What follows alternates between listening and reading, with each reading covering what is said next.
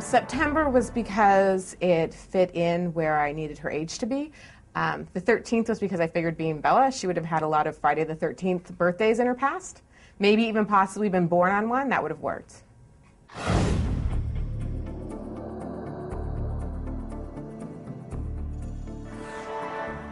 Actually, I was engaged more than once. I had my runaway bride moments. And so, yeah, I do think that maybe there was some of that. Although it's really different because when I had those, runaway moments, it was because I wasn't the right person to marry.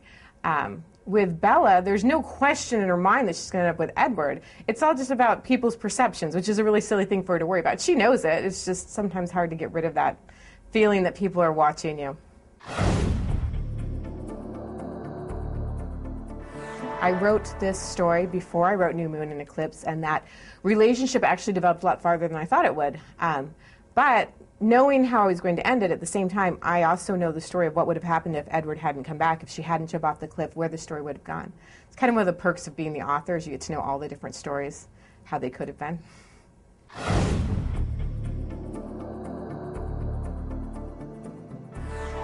That's an example of one of those questions that just really drives me crazy. People want to have every little detail.